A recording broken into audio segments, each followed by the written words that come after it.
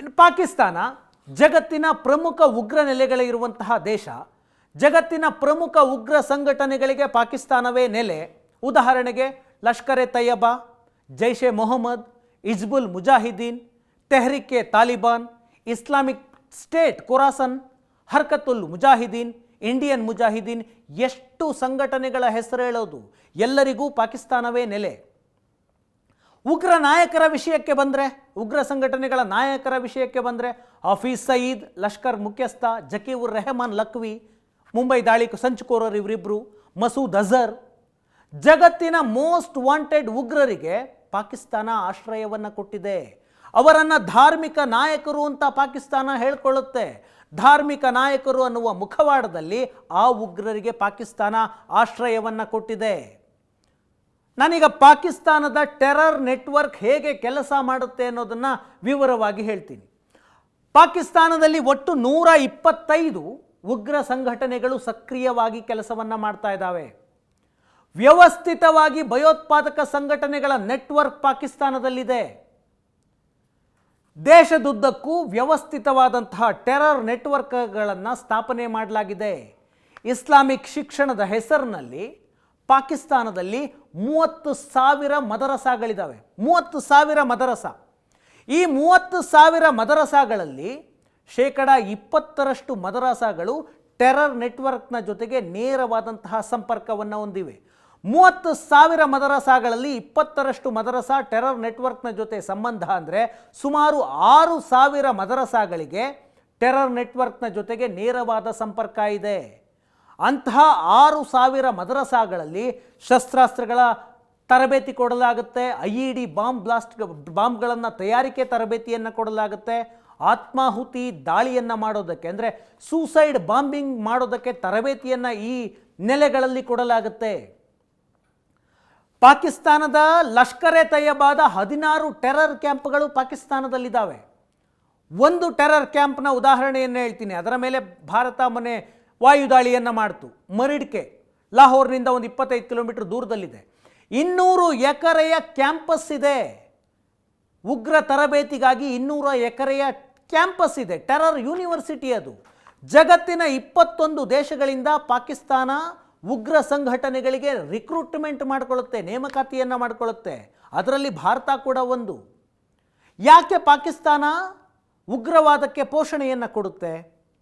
ಒಂದು, ಇಡೀ ಪಾಕಿಸ್ತಾನದ ಸೇನೆ, ಸರ್ಕಾರ, ಗುಪ್ತಚರ ಸಂಸ್ಥೆ ಮತ್ತು ಅಲ್ಲಿನ ಧಾರ್ಮಿಕ ನಾಯಕರು ಅಷ್ಟೂ ಜನರಿಗೆ ಜಿಹಾದ್ ಮಾಡಬೇಕು, ಧರ್ಮಯುದ್ಧ ಮಾಡಬೇಕು, ಭಾರತದ ವಿರುದ್ಧ ಭಯೋತ್ಪಾದನೆಯನ್ನು ಪ್ರಯೋಜನೆ ಮಾಡಿ ಹೇಗಾದರೂ ಮಾಡಿ ಕಾಶ್ಮೀರವನ್ನು ತನ್ನ ತೆಕ್ಕೆಗೆ ತೆಗೆದುಕೊಳ್ಳಬೇಕು ಅನ್ನುವುದಷ್ಟೇ ಉದ್ದೇಶ.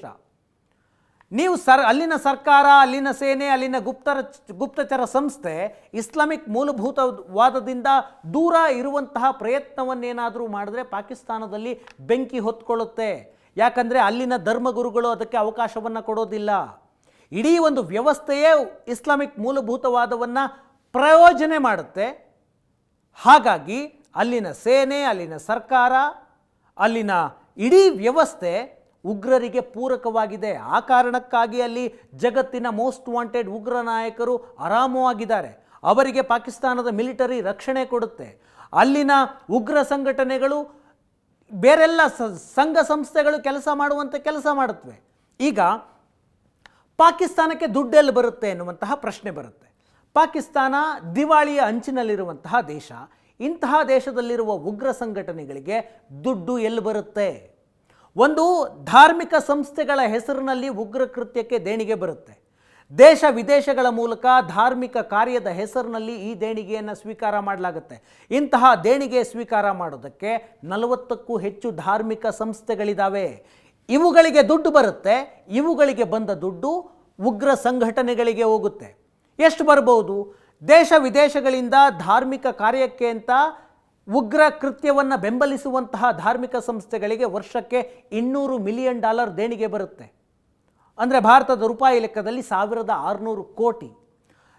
ಪಾಕಿಸ್ತಾನದ ಸರ್ಕಾರ ಅಲ್ಲಿನ ಧಾರ್ಮಿಕ ಸಂಸ್ಥೆಗಳ ಹೆಸರಿನಲ್ಲಿರುವಂತಹ ಟೆರರ್ ಗ್ರೂಪ್ಗಳಿಗೆ $125 ರಿಂದ $150 ಮಿಲಿಯನ್ ನೆರವು ಕೊಡುತ್ತೆ. ಅಂದರೆ ಹೆಚ್ಚು ಕಡಿಮೆ 900 ರಿಂದ 1,000 ಕೋಟಿ ಭಾರತದ ರೂಪಾಯಿನಲ್ಲಿ. ಉಗ್ರ ಸಂಘಟನೆಗಳು ಪಾಕಿಸ್ತಾನದಲ್ಲಿ ಡ್ರಗ್ ವ್ಯವಹಾರವನ್ನು ಮಾಡ್ತಾವೆ. ಆ ಮೂಲಕ ಬರುವಂತಹ ದುಡ್ಡು $75 ಮಿಲಿಯನ್, ಅಂದರೆ ಒಂದು 600 ಕೋಟಿಯಷ್ಟು ದುಡ್ಡು ಡ್ರಗ್ಸ್ ವ್ಯವಹಾರದಿಂದ ಬರುತ್ತೆ. ಕ್ರಿಪ್ಟೋ ವ್ಯವಹಾರದ ಮೂಲಕ $15 ಮಿಲಿಯನ್ ಉಗ್ರ ಸಂಘಟನೆಗಳು ಗಳಿಸ್ತವೆ. ಒಟ್ಟಾರೆ ಪಾಕಿಸ್ತಾನದ ಉಗ್ರ ಗುಂಪುಗಳಿಗೆ ಕನಿಷ್ಠ ವರ್ಷಕ್ಕೆ $500 ಮಿಲಿಯನ್ ಹಣ ಸಿಗುತ್ತೆ. ಅಂದರೆ ಹೆಚ್ಚು ಕಡಿಮೆ 4,000 ಕೋಟಿ. 4,000 ಕೋಟಿ ಉಗ್ರ ಗುಂಪುಗಳಿಗೆ ಹಣ ಸಿಕ್ಕಿದ್ರೆ ಪಾಕಿಸ್ತಾನ ಉಗ್ರರಿಗೆ ಸ್ವರ್ಗ ಯಾಕಾಗೋದಿಲ್ಲ?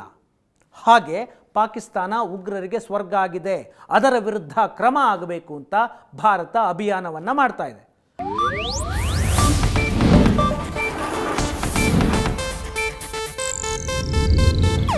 ಇದು ಏಷ್ಯಾನೆಟ್ ನ್ಯೂಸ್ ನೆಟ್ವರ್ಕ್ ಪ್ರಸ್ತುತಿ.